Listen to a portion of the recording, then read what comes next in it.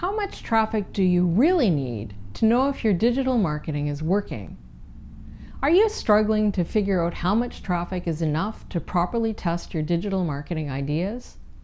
This is a common concern, and many people honestly have no idea. But today, I'm going to answer this question in a fun way that's easy for anybody to understand, and I'm going to tell you a simple way to get the job done. Whether you're relying on organic traffic to a website, traffic from your social media feed, or you're paying for traffic, when you launch an ad campaign, you ask yourself how much traffic is enough to figure out whether your campaign is working. You want to know when it's safe to decide to ditch an ad that's not performing and move on to your next idea. You really need to know where to focus your attention and your ad budget.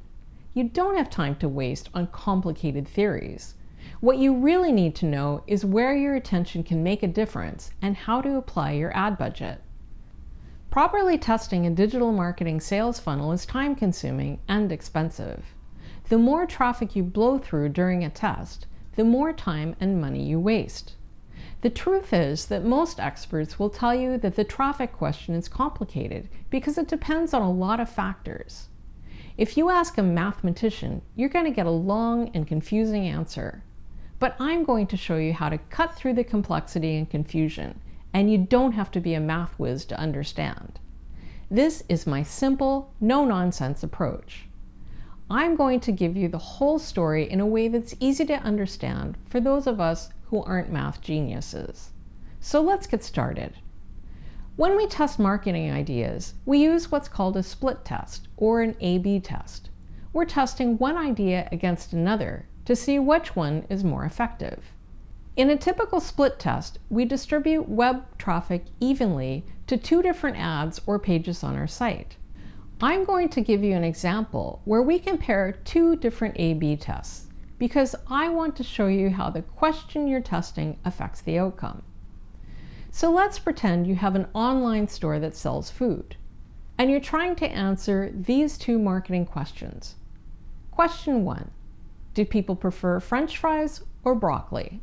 And question 2, do people prefer gummy bears or M&Ms?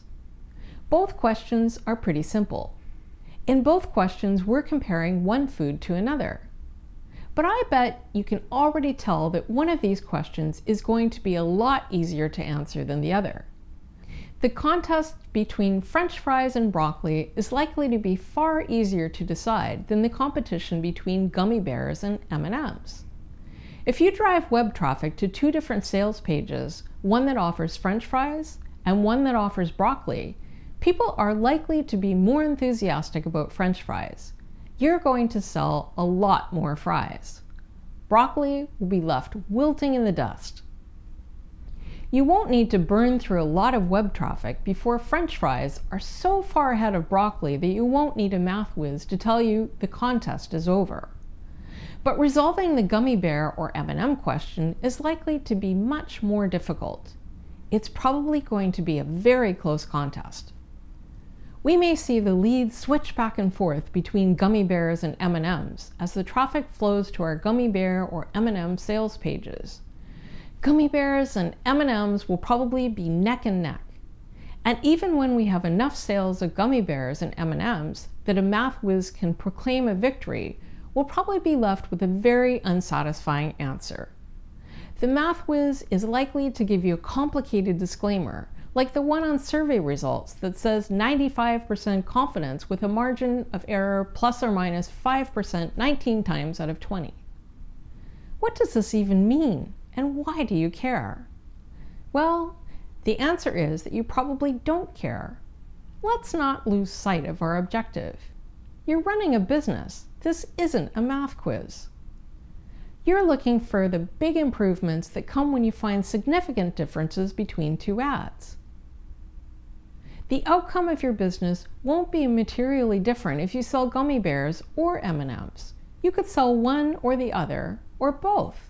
And your bottom line won't be much different. But it will make a big difference if you offer French fries for sale in your online store instead of broccoli.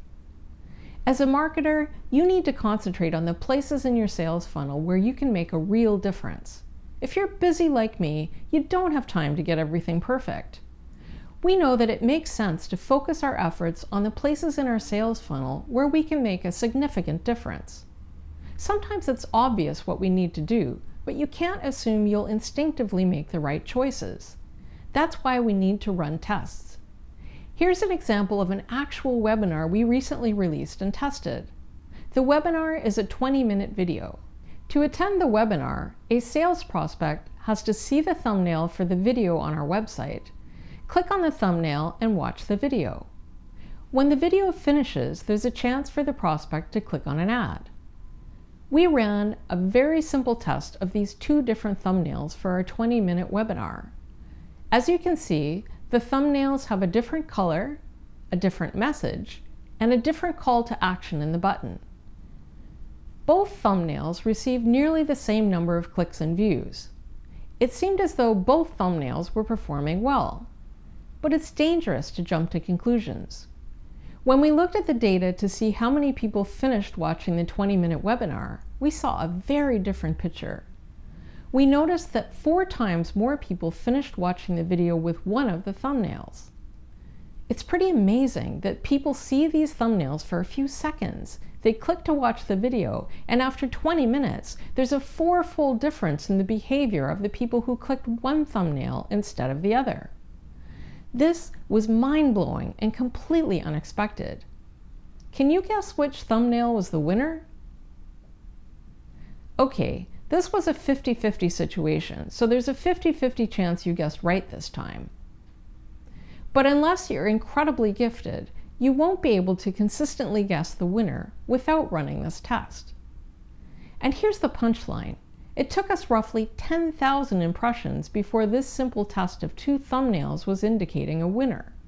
We had to show each of these thumbnails to over 5,000 people before roughly 50 watched each video.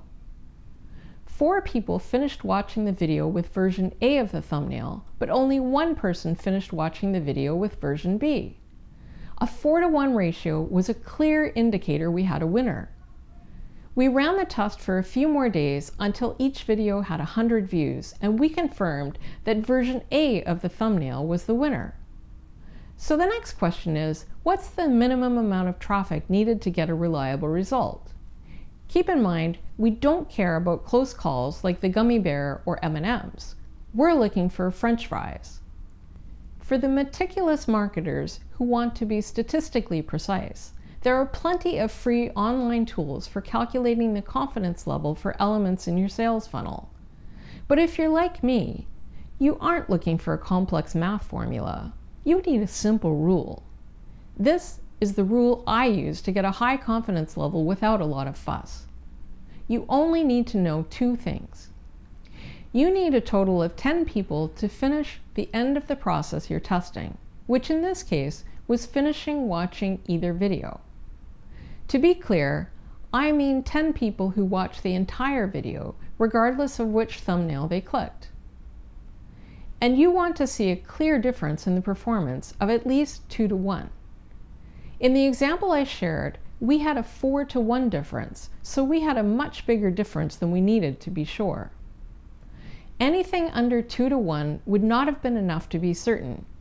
If we had been under 2-to-1, it would have been too close to call, like the gummy bear M&M scenario.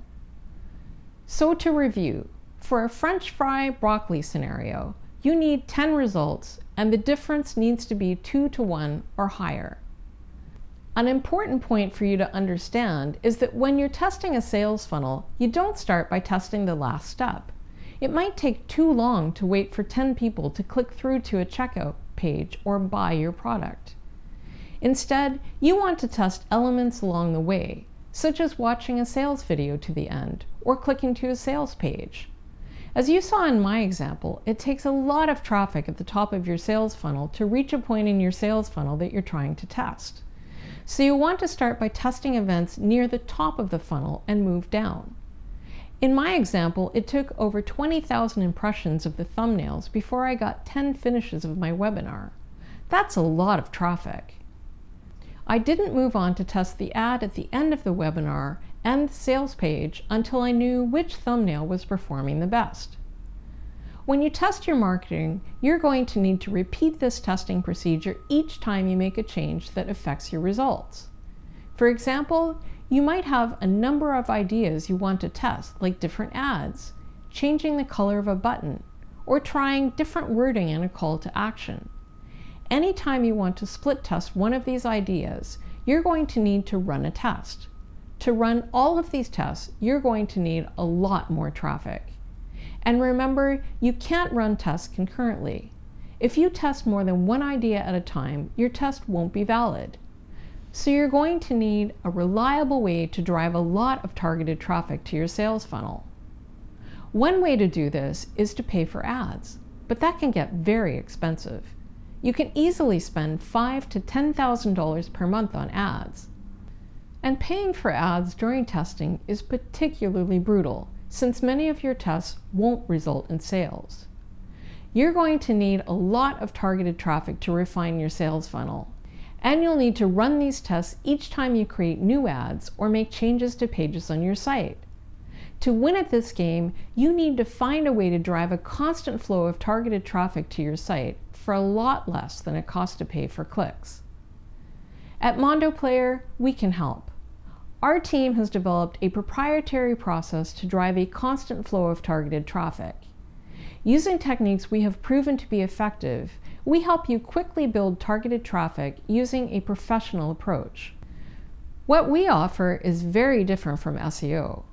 Search engine optimization isn't enough on its own to get you to the level of targeted traffic you need. Within 30 days of getting the Mondo Player Concierge service in place, our clients see a massive jump in targeted traffic. Our clients continue to get this traffic without having to create massive amounts of content and manage a large social media presence.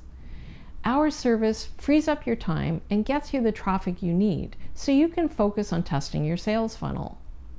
We also provide a turnkey platform to split test your sales funnels so you can measure performance and get the most out of the traffic we bring into your site. If you'd like to learn more about how Mondo Player's concierge service can work for you, click now and book a call with one of our senior team members. This won't be a call with a salesperson or a call center.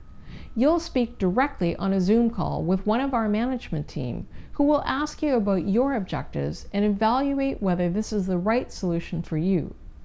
We'll discuss your marketing strategy and you'll learn how this type of marketing can work for you. We only offer this opportunity to selected clients who want to benefit from an evidence-based, results-driven marketing solution. When you book your call, we'll have a few short questions for you to determine whether a call is helpful to you. We don't want to waste your time. If you're serious about building a large volume of targeted traffic and increasing your online sales, and you want to work with professionals who can get you there, click now and book your free consultation.